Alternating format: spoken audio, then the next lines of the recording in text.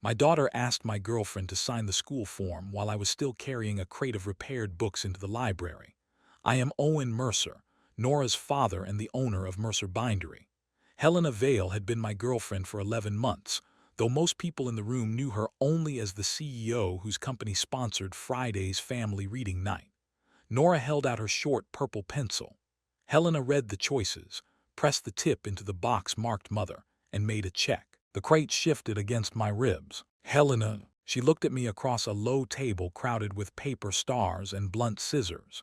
She did not pretend she had missed the label. I know what it says, she told me. Nora smiled with the careful relief of a child who had solved a problem before the adults could complicate it. She was 8, missing one lower tooth, and wearing the green cardigan my mother-in-law insisted made her look scholarly. The sleeves were already marked with glue. "Now both of you can come," Nora said. Around us, parents chose reading slots while children tested the library microphone. Veil press banners stood near the doors, but Helena had come without an assistant, a photographer, or the black car that made strangers step aside. She wore a mulberry blouse beneath a fitted ivory jacket. Until she touched that form, she had looked less like a chief executive than a woman trying not to be recognized at her boyfriend's daughter's school. Then she checked Mother. I set the book crate down before I dropped it. Caroline Boyd crossed the library toward us. She was Nora's teacher and the coordinator of family reading night, the person responsible for the forms, badges, and every child who would be on stage Friday. She had taught Nora long enough to know that my daughter could turn a yes or no question into a treaty negotiation. "Did we find a second reader?" Caroline asked. Nora tapped the form. "Helena." Caroline saw the box. Her eyes rose to Helena, then to me. "This is an event participation form," she said evenly. "It is not a custody document, but we print family roles on the stage cards and badges. I need the entry to be accurate and agreed by Wednesday afternoon." "It is accurate," Helena said. "It is not agreed," I replied. Nora's smile disappeared. "She answers when I call," Nora said. "I wanted the school to know." Caroline lowered her voice. "Then the form is not finished.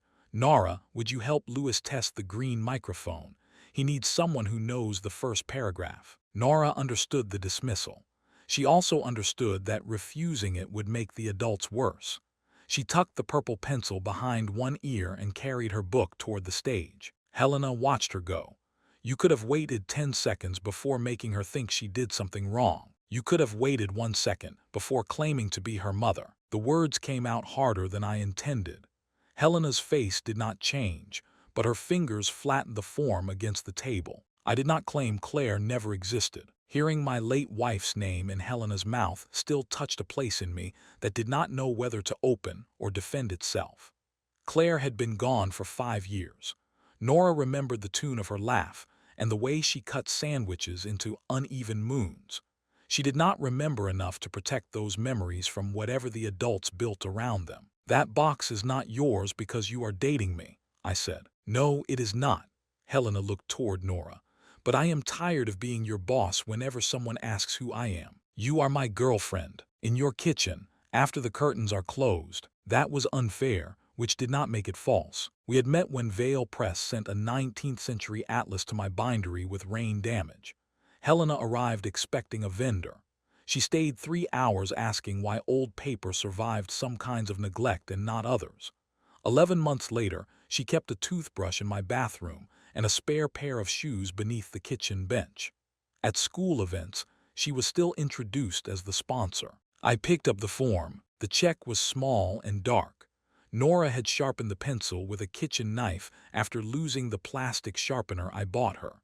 The wood was uneven beneath Helena's thumb. "Cross it out," I said. Helena took the pencil from behind Nora's abandoned chair, but she did not touch the paper. "Not while she can see me erase myself because you are frightened." "This is not about erasing you." "Then tell me what place you have left me." Before I could answer, the library door opened and Margaret Hale came in carrying Nora's yellow raincoat. Margaret was Claire's mother, Nora's grandmother, and the person who handled every Tuesday pickup when a conservation job kept me at the bindery. She did not have legal authority over my relationship. She had 5 years of arriving when I called, and that gave her a different kind of weight. Nora ran to her from the microphone stand. Gran, Helena signed as my mother. Margaret stopped with the raincoat folded over one arm. No gasp, no accusation. She simply looked at Helena, then at the form in my hand. Did she? Nora asked me, Helena said. Margaret's mouth tightened. Children ask adults to make impossible things true every day. Helena accepted that without retreating. Then the adult should explain what she can promise. After checking the box, yes, Helena said. After making that mistake, the admission surprised all of us, especially Nora. It was a mistake, my daughter asked. Helena crouched so they were eye to eye. She was good at lowering her height without making a child feel small. I made a decision before asking the people it belongs to, she said. That part was wrong. Wanting to come with you was not. Nora considered this. Are you coming? Helena glanced at me. Friday's reading night began at 6. Vale Press was not merely donating books.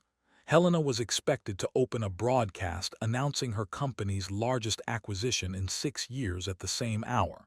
She had told me she would record a message for the school. I had told Nora Helena would try. Try was a word adults used when they wanted credit for a promise, without accepting the debt. I want to, Helena said. Nora looked at the form. That is not the same. Margaret's eyebrows rose slightly. Claire had used that exact tone when a waiter described dessert as almost chocolate. Caroline returned with 2 blank copies. She placed them beside the marked one. Wednesday at 3, she said. 1 form, 1 agreed role. Vale Press's sponsorship does not buy a different rule, and Nora does not have to settle this in the library. Helena stood. Good. She turned to me, not Caroline. Keep the marked form tonight. Do not hide it in a drawer.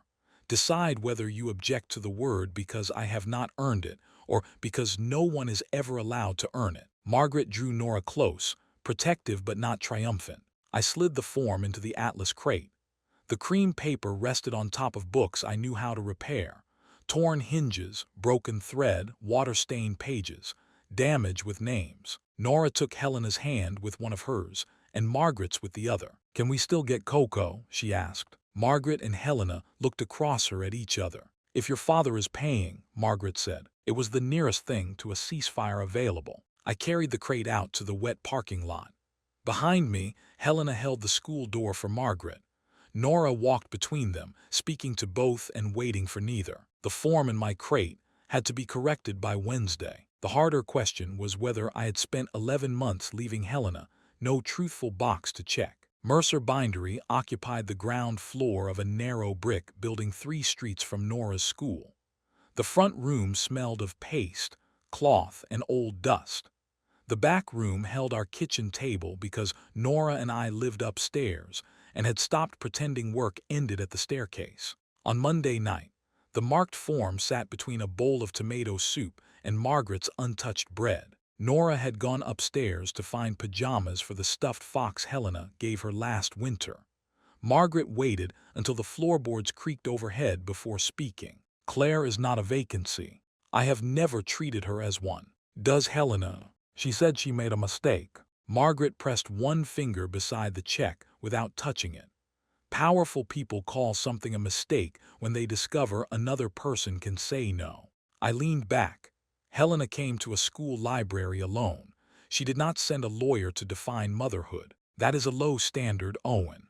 It was also not what happened. Margaret looked tired rather than angry. At 64, she still managed the accounts for a family bakery 3 mornings a week.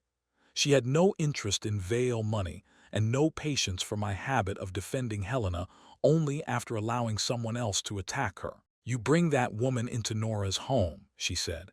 You let her learn which cereal Nora will eat and which medicine goes in the blue drawer. Then outside, you call her a sponsor. What did you think the child would do with that? I thought I was giving everyone time. Time for what? To be certain. Claire died certain you loved her. It did not protect any of you. Do not make Helena pay for what happened to Claire, I said. Do not make Nora pay for your fear of it happening again. Nora returned carrying the fox in one arm and a pair of striped pajamas in the other. You are both doing the quiet shouting. Margaret picked up her bread. Your father thinks volume is the only rude part of an argument. Gran thinks being correct makes the rest polite, I said. Nora climbed into her chair. Helena says both things can be bad at once. Margaret almost smiled. Helena had said that after Nora broke a lamp while trying to catch a moth, the memory sat among us without anyone naming it. I folded the form once and put it in my shirt pocket. Tomorrow we ask Nora what she wanted, I said, not what we think she meant. Margaret nodded. It was not agreement about Helena. It was agreement that Nora was not evidence in an adult case. The next afternoon, Helena arrived at the bindery carrying 2 blank forms in a plain paper folder. She had changed out of the ivory jacket. Her sleeves were rolled to the forearms, and rain darkened one shoulder of her mulberry blouse. Nora was at the worktable cleaning dried paste from a bone folder under my supervision. She looked at the blank forms and then at Helena. "Did Miss Boyd give you those?" "She gave one to your father.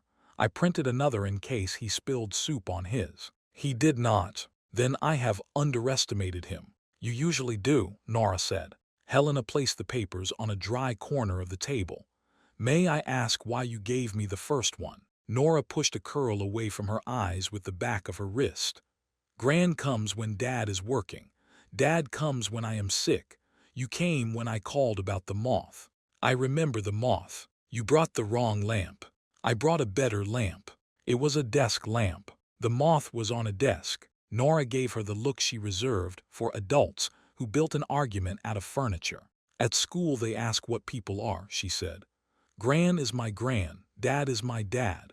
You are Dad's boss when other people are there." Helena's humor left her face. Nora turned the bone folder in her hands. "I wanted them to know you are the person who answers when I call too." I felt the folded form against my chest. Helena did not reach for Nora. She did not use the moment to defend her check. "Answering is something I do," she said. "Mother is a much bigger word." "Do you not want it?" Nora asked. "I want to deserve every word you use for me. That means I cannot take one because I like how it feels." Nora looked at me. "Dad says you have to practice before you repair a book that belongs to someone else. Your father says many irritating things that become useful later." "That is because I bind them properly," I said. Helena ignored me with precision. "What would you like me to be on Friday?" she asked Nora. "There are only boxes for mother, father, grandparent, and other." "Other is rude," Nora added after a moment. "Other is lazy," Helena said. "It can still be accurate." I took the original form from my pocket and unfolded it. The crease ran through the word Helena had checked. "You are not signing mother," I said. "Not again. You are also not attending as the sponsor." Her eyes met mine. "Is that a school rule or yours?" "Mine." "Then say the rest of it." I could have told her I wanted no cameras. I could have blamed the company banners or the parents who recognized her. The rest was smaller and less respectable. "If you sit with us as family," I said, "Nora will believe you are staying." "I am staying." "You cannot know that." "Neither can you." Nora put down the bone folder. "Are you breaking up?" "No," Helena and I said together. Nora frowned. "Then why does staying sound like a fight?" Neither of us answered quickly enough. Helena pulled a stool closer, but remained on the other side of the work table. "Because your father thinks a promise is dangerous if he cannot guarantee it," she said. "And Helena thinks wanting a promise gives her permission to make it," I replied. Nora considered both descriptions. "Those are both bad." "Yes," Helena said, "they are." The bell over the shop door rang. Margaret entered with Nora's school bag and stopped when she saw Helena at the table. "Am I interrupting?" "We are deciding what Helena is," Nora said. Margaret removed her damp coat. "That sounds efficient." Helena offered her the blank form. "Would you like to be part of the decision?" "I am Nora's grandmother. My box is printed." "That was not what I asked." Margaret placed the school bag beside Nora. "Then ask it plainly." Helena did. "Do you believe loving me would require Nora to love Claire less?" The bindery seemed to hold its breath around the presses and drying racks. Margaret ran one hand over the top of Nora's head. "No," she said. "I believe adults become careless when they are hungry for a child to love them." Helena nodded. "That is fair." "It was not meant to be kind. Fair and kind are not twins." Nora raised her hand as if still in class. "Can Friday be about books?" The question restored the scale of the room. I spread the blank form beside the damaged picture book Nora planned to read. Its spine cloth had separated, but the printed pages were intact. Friday will be about books, I said. Helena looked at the clock above the guillotine cutter. The form is due tomorrow. It will be there. What will you write? I picked up Nora's purple pencil. It was too short for my hand. Something true. Helena stood and reached for her coat.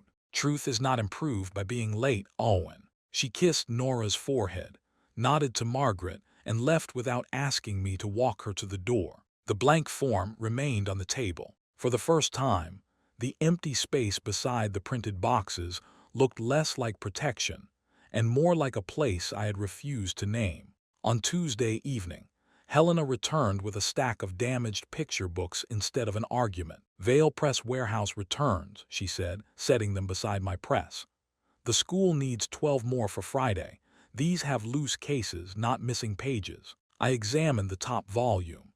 Did you bring work to my shop after I said we should not mix work and family? I brought broken books to a bookbinder. The school owns them now. Vale Press transferred them this afternoon without an invoice and without your name attached. You prepared for that objection. I prepared for 6. You are welcome to become more original. Nora sat at the smaller bench sorting linen thread by color. She pointed to the empty stool beside her. Helena can fold end papers. Helena runs a publishing company, I said. Then paper should not frighten her. Helena took off her coat. I showed her how to lift the old cloth without tearing the board. Her hands were steady. She listened without pretending familiarity and asked questions that proved she understood the answers. For 20 minutes, no one discussed mothers, forms, or promises. We repaired what was in front of us. Then Nora held up the blank form. Beside the printed choices, she had drawn a square in purple pencil. The lines were crooked. Inside it, she had written 3 smaller words. Someone who stays. That will not fit on a badge, I said. Badges can be bigger. Helena glanced at me. She has identified a scalable solution. Do not encourage her to speak like an annual report. Dad says annual reports are where good sentences go to die, Nora told Helena. Your father has never read mine. I repaired one after you dropped coffee on it. That was confidential. The coffee disclosed nothing. Nora laughed. The sound eased something that none of us had been able to argue loose. Helena touched the edge of the hand-drawn box. May I check this one? Nora looked at me first. That was the cost of Monday. Helena had made the mark, but I had taught Nora to ask whether affection required permission from the most frightened person in the room. Not yet, I said. Miss Boyd needs a role she can use. Nora lowered the paper. Helena returned to the book without showing disappointment. Caroline's final schedule put family reading night at 6. Nora would read at 6:20 and again at 7:10. Sponsor remarks occupied the first 8 minutes. Helena's name was printed beside them. You told me you were recording a message, I said. I was. She cleaned paste from one fingertip before taking out her phone. A new calendar notice filled the screen. At 6 on Friday, Vale Press would announce its acquisition of Bracken House, a small educational publisher Helena had spent 14 months negotiating to keep intact. Helena had to be present for the legal close at the same hour as the school event. When did that move? I asked. 40 minutes ago. One founder's flight was canceled. Friday is the last date before their option expires, so you cannot come. Helena put the phone face down. I have not decided that. Adults say that when the answer is bad, Nora replied. I nearly corrected her, then remembered using try in the library. The signing is real work, I said. People's jobs depend on it. Helena looked at me sharply. I do not need you to make my excuse. I am explaining it to Nora. Explain what is true. I am responsible for closing the acquisition. I am not necessarily responsible for standing in every photograph afterward. She opened her calendar and began moving calls. There was no grand gesture in it. She sent 3 short messages, then called her deputy and asked whether the signatures could begin at 5:45. She did not order anyone to lie about the time. She did not invoke Nora. She rearranged only the parts she controlled. When she ended the call, her jaw was set. The binding signatures can be complete by 6:10 if everyone is seated at 5:30, she said. My deputy can handle the press questions. I can reach the school by 6:25. Nora's first reading was at 6:20. You will miss the beginning, Nora said. I will. And maybe me. That may happen. Helena did not turn a 5-minute drive into a guaranteed arrival. I respected the honesty and hated what it did to Nora's face. Then you should not be on the form, I said. Helena set down the bone folder. Because I might be 5 minutes late. Because Nora needs certainty. Nora needs adults who tell the truth about uncertainty. She already lost one mother. Nora went still. Helena's expression cooled, not from indifference but control. Do not use Claire's death to end every conversation about Nora's future, she said. Do not act as if arriving after a business deal proves you are ready to raise a child. I have never said it does. You checked Mother, and I admitted it was wrong before we left the library. We had reached the point where repetition stopped being conflict and became cowardice. Nothing new could happen until one of us made a different choice. Nora slid off her stool. I am going upstairs. Nora, I said, you are talking about me like I am not here. She carried the stuffed fox in the blank form up the narrow stairs. The door closed above us. Helena remained at the bench. There was a campaign proposal in March, she said. Vale Press wanted photographs of me at your shop. You, Nora, old books, warm light. The lonely executive discovers ordinary life. Her mouth twisted. I rejected it. You never told me. I thought refusing to use you was enough. I remembered March. Helena had canceled 2 dinners and stopped entering the bindery through the front door. I had assumed she was embarrassed by us. Instead, she had been arguing to keep us out of a campaign I never knew existed. Why did you start using the alley? Because a photographer waited across the street for 4 days. You could have told me. Yes, she met my eyes. You could have told me that secrecy felt like shame instead of calling it patience. I went upstairs. Nora sat on her bed drawing darker lines around the 3rd box. I sat on the floor rather than asking her to make room. I am sorry, I said.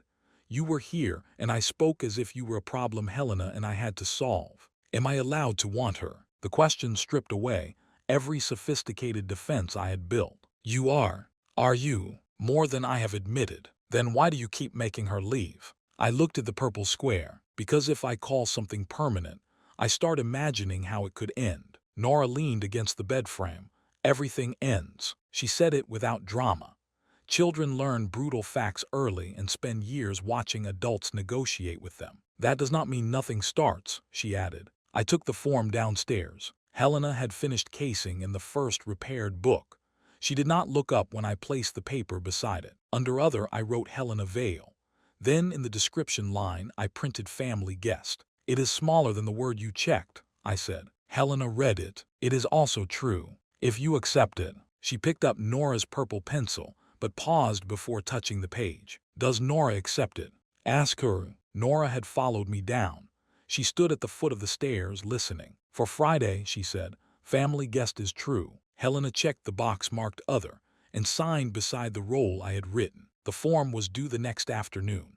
Friday remained uncertain, but for the first time, Helena had asked before making the mark, and I had given her a name that did not hide her behind a company banner. Caroline accepted the corrected form on Wednesday, without praising any of us for reaching the truth one day before the deadline. She read Owen Mercer, father, Margaret Hale, grandmother, Helena Vale, family guest. Then she looked at Nora's hand-drawn square in the margin. Someone who stays is a good description, Caroline said. It is not a role the badge printer understands. The printer is lazy, Nora replied. Most machines are. That is why they need teachers. Nora appeared satisfied by this hierarchy. On Thursday afternoon, the printer proved Caroline right. The rehearsal began in the school library beneath strings of paper lanterns. I delivered the last repaired books and found 2 badges waiting at Helena's seat. The first said sponsor. The second said mother. Caroline stood beside them with the original marked form in one hand and the corrected copy in the other. The office scanned Monday's version before I replaced it, she said. The sponsor database added the other badge automatically. Neither goes on stage. She had discovered the problem before Helena arrived and had already asked the office to delete the wrong record. Her authority was practical and complete. No Vale employee could overrule her inside the event. Can we throw them away? Nora asked. We keep mistaken records until the event is audited, Caroline said. Machines make mistakes and get audits. Children make mistakes and lose recess. Machines do not enjoy recess. That is because they are lazy. Caroline handed Nora a blank card and a thick marker. Would you write the correct one? Helena entered while Nora was printing her name in large, uneven letters.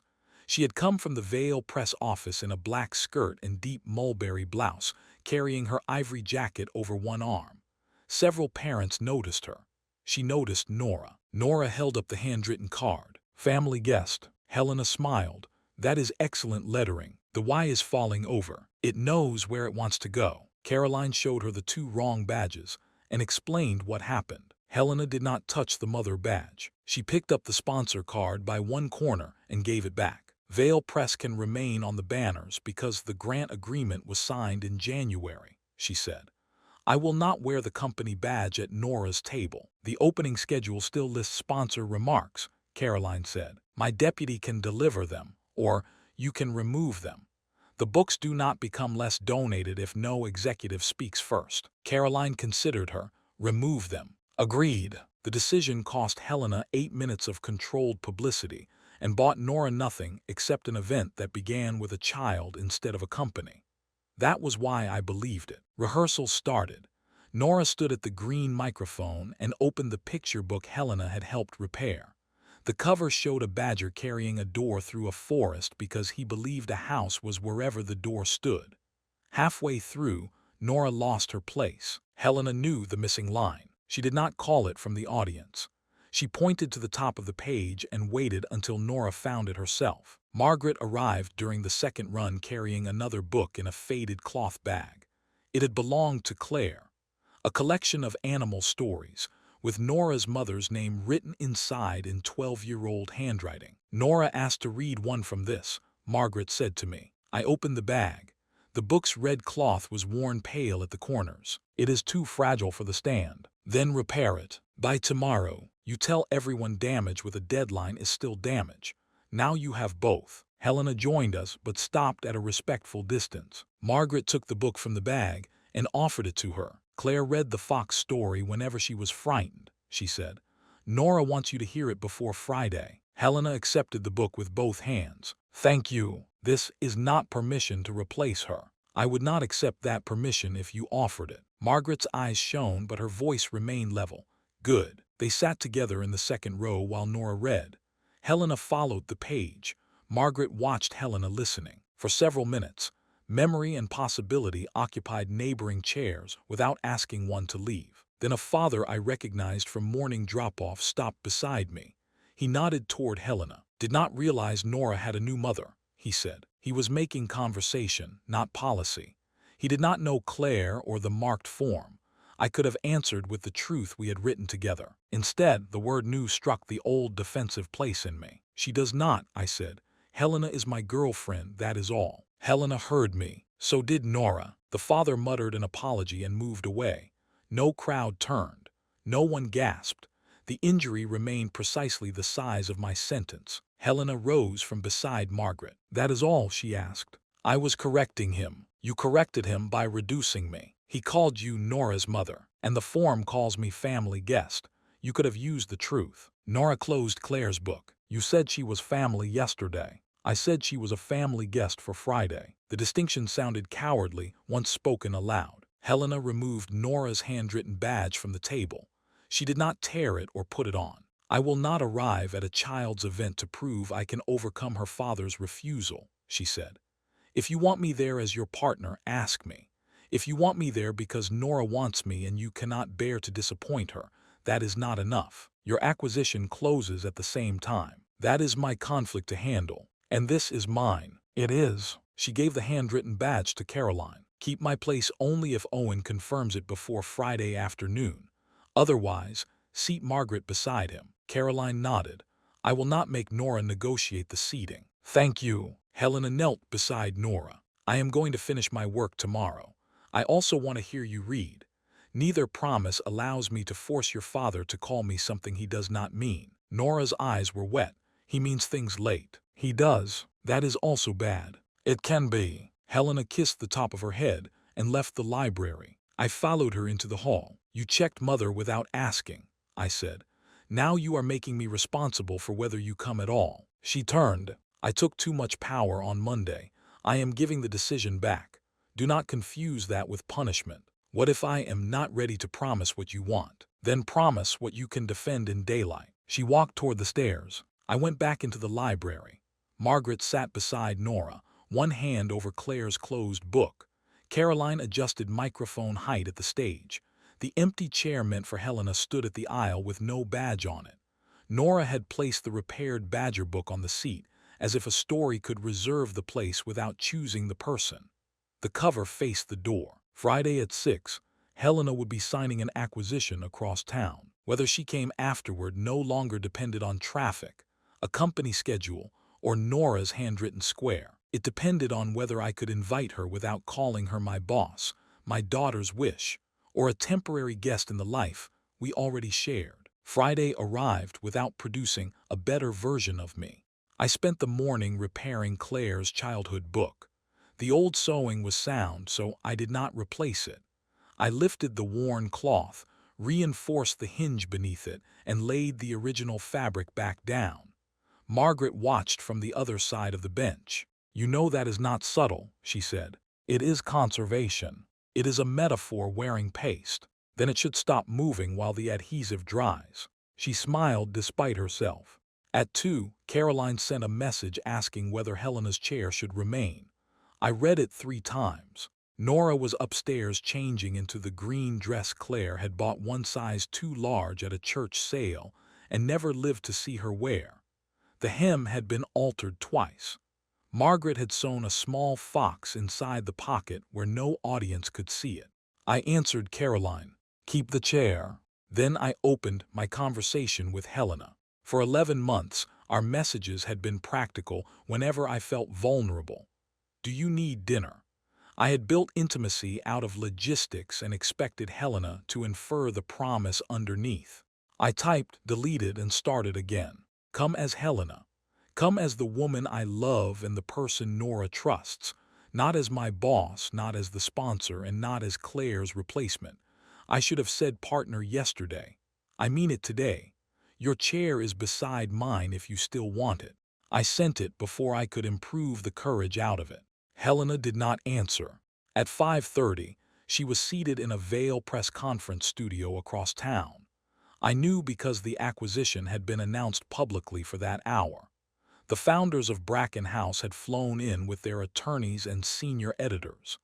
Helena's signature protected the promise that their educational imprint would remain intact for 3 years. Leaving before the documents were complete would not have been romantic. It would have been negligent. At 5:45, Nora, Margaret, and I entered the school library. Paper lanterns glowed between the shelves. Families filled the folding chairs. No sponsor speech delayed the children. The Vail press banners remained near the donated books, exactly as the signed grant allowed, and nothing about them suggested Helena owned the room. Her chair was empty. Nora saw it before she saw the microphone. She did not answer. "Not yet." Nora touched the fox hidden in her pocket. "Adults say that when the answer is bad. Sometimes adults say it because they do not know." "You hate not knowing." "I do. Is that why you make everyone wait?" Margaret glanced at me, but let the question stand. "Sometimes," I admitted. Caroline called the first group of readers. Nora went to the side of the stage with Claire's repaired book pressed to her chest. My phone vibrated. Helena had sent 4 words. I still want it. Below them was a second message. Signatures complete. No promises about traffic. I showed Nora from the aisle. She read both messages, then handed the phone back. She told the truth. She did. At 6:12, Nora's group began. She stood behind the green microphone and introduced Claire's fox story herself. She opened to the first page, found her line, and read. Her voice shook once. Margaret reached for my hand. I gave it to her. Nora finished the story at 6:19. Helena's chair remained empty. Applause filled the library. Nora bowed because Caroline had taught the children to bow, then looked at the door. I expected disappointment to break her. Instead, she walked back to us and placed Claire's book in Margaret's lap. She still has the Badger story, Nora said. Her second reading was scheduled for 7:10. Helena had time, but children do not experience future time as compensation for the moment they prepared to share. At 6:27, a Vail Press Communications manager arrived carrying a small microphone flag and looking for Helena. Caroline intercepted him near the banners. I could not hear every word, but I saw her point to the event schedule and then to the door. He left the microphone in his case. Helena arrived at 6:31. She came through the same door without a camera, carrying her ivory jacket and wearing the mulberry blouse she had worn at the bindery. Her hair had loosened from its low twist. She paused when she saw the full room, then found Nora. She did not wave from the doorway or make an entrance out of being late. She walked to Caroline first. "Has the school portion of the grant changed?" Caroline asked. "No. Do you expect remarks?" "No. Do you expect your chair?" Helena looked at me. "Only if it is still offered." I stood. The parents nearest us recognized her. A few phones shifted, but no one had been invited to turn my family into an announcement. "Helena," I said, loud enough for Nora and Margaret to hear, not the whole room. "This is my partner. Her seat is here." The word felt less dramatic than mother and more costly than boss. It required nothing from Nora and no permission from Claire's memory.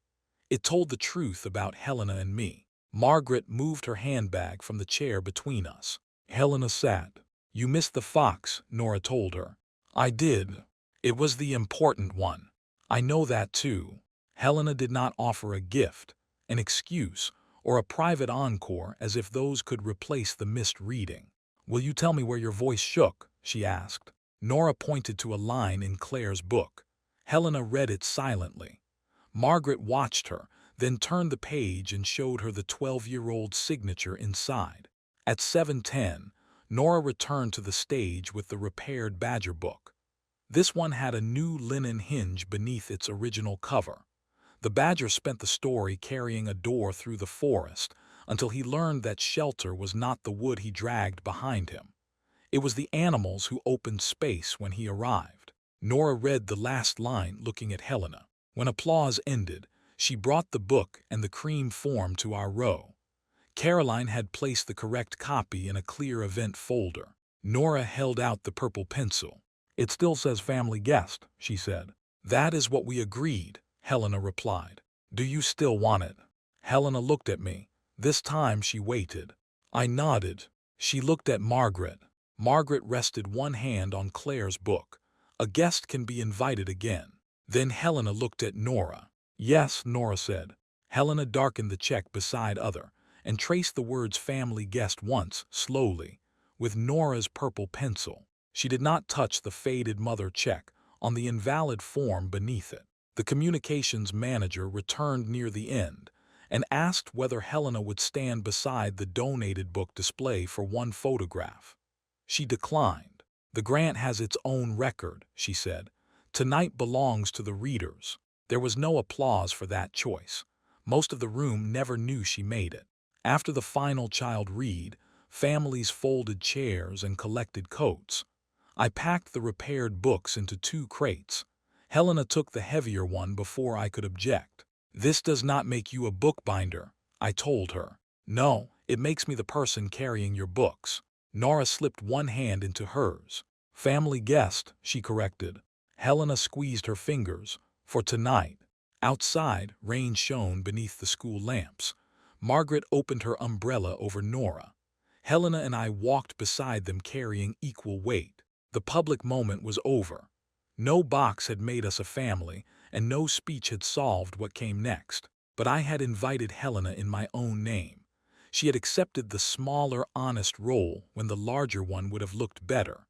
Nora had watched both choices. For the first time, Friday's form described us without pretending we were finished. The first conversation after family reading night happened at my kitchen table without Nora, Margaret, a teacher, or a printed choice between us. Helena placed the marked form beside the sugar bowl. "I was wrong on Monday," she said. "Not because I could never become Nora's mother, because I acted as if wanting the word allowed me to surprise both of you with it. I was wrong on Thursday, I said. I corrected a stranger by making you sound disposable. You have done that before. Too often. I have made decisions for you before. I know that too. We were quiet for a moment. This is unpleasantly balanced, Helena said. I can behave worse if you need an advantage. You have already contributed enough. It was not forgiveness disguised as humor. It was the first sign that we could speak about damage without using pain to control the room. We made practical decisions before romantic ones. Mercer Bindery had restored 6 limited editions for Vale Press during the year before Helena and I began dating. I had continued accepting small jobs because refusing them felt like announcing a relationship we had not named. That arrangement ended Monday morning. Existing work would be completed and independently inspected. New Vale contracts would go elsewhere. Helena filed a formal relationship disclosure with her company's ethics officer. It did not ask permission for us to date. It prevented her from influencing any vendor decision connected to me. The record remained private unless a conflict required review. She neither hid me nor turned me into a press release. At home, we chose a family counselor who had no connection to Vale Press, Nora's school, or Margaret's bakery accounts. Helena wanted a schedule. I distrusted schedules that involved feelings. The counselor told us both reactions were predictable and neither counted as participation. We went every second Tuesday. Nora did not attend the first sessions. The adults who created the uncertainty had to begin repairing it without asking the child to moderate us. Later, she joined twice to state her own rules. No promises during arguments, she said at the first one. People promise enormous things when they want the argument to stop. The counselor wrote that down. Also, Helena cannot buy a horse. Helena looked offended. I have never offered to buy a horse. That is why the rule is working. Margaret's place remained explicit. Tuesday pickup stayed hers. Claire's birthday remained a day when Margaret and Nora baked the uneven lemon cake Claire liked. Helena was invited, not required. The first year she came for coffee after the candles. No one measured love by whether she stood in every photograph. Helena's place became explicit too. She handled Thursday homework because I taught an evening repair class. She learned that Nora's stomachaches before spelling tests improved with toast and worsened with questions. She missed one piano recital when a warehouse pipe burst, called before the first song, and did not ask for a private performance afterward. She attended the next recital early enough to help Margaret untangle a scarf from the folding chair. None of those moments deserved a corporate announcement. Together, they gave weight to the word Nora had wanted. 3 months after reading night, Helena left a key to her apartment on my table. This is not a proposal, she said. It is poorly presented if it is. It is an invitation to stop using the service entrance. I took the key. My front door sticks in rain. I know. I have been entering through it for 3 months. We did not move in together that week. We spent 6 more weeks deciding whose furniture, routines, and silences could share a home. Helena kept her apartment until Nora had chosen which room would become hers there and which toys would remain above the bindery. No moving van arrived as a surprise. At 6 months, I asked Helena to marry me in the bindery after closing. There were no cameras and no child holding the ring. Nora and Margaret knew I planned to ask, but neither had been assigned responsibility for Helena's answer. I placed the ring beside the repaired Badger book. You cannot check this box alone, I told her. Helena looked at the ring, then at me. Is there a box? There is always paperwork eventually. Romance survives because you refuse to participate in it correctly. Is that a yes? It is a request for terms. We agreed that marriage would not automatically make her Nora's legal guardian. We would ask Nora what she wanted, consult Margaret without giving her veto power, and follow the actual guardianship process rather than treating a wedding as a shortcut. Then Helena said yes. Nora's response was less restrained. Can I tell Ms. Boyd now? You may tell Ms. Boyd, Helena said. You may not tell the entire school before your father tells Gran. Nora was already putting on her shoes. Gran is at the bakery. The school is farther. That is not the relevant measure, I said. We found Margaret before the rumor did. The wedding took place 9 months after the marked form.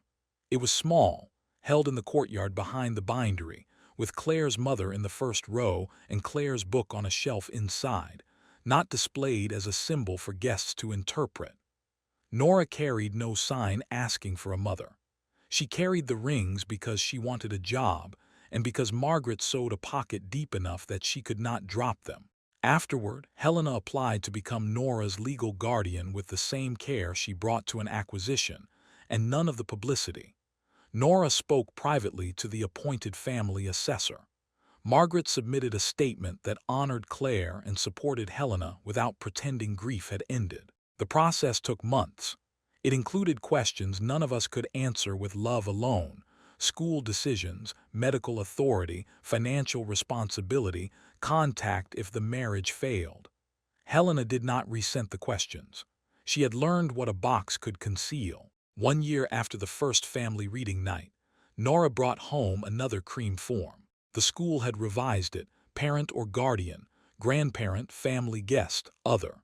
At the bottom was a space for the adult's relationship to the child. We sat at the same kitchen table. Margaret was there for Tuesday pickup, trimming the edge from a bakery receipt. Helena read every line before reaching for a pen. Nora stopped her. "Use this." She placed the short purple pencil on the form. It was shorter now, barely long enough to hold. Helena picked it up but did not make a mark. "What would you like me to write?" she asked. "Mother," Nora said. Helena looked at Margaret. Margaret's eyes moved to the photograph of Claire on the shelf and back. "My daughter remains her mother," she said. "That does not require Nora to have only one." Helena looked at me.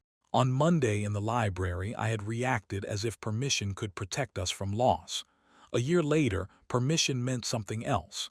Not control. Consent spoken before the decision. "Mother is true," I said. "If you still want the work after the ink dries." Helena's eyes filled, but she did not turn the moment into a speech.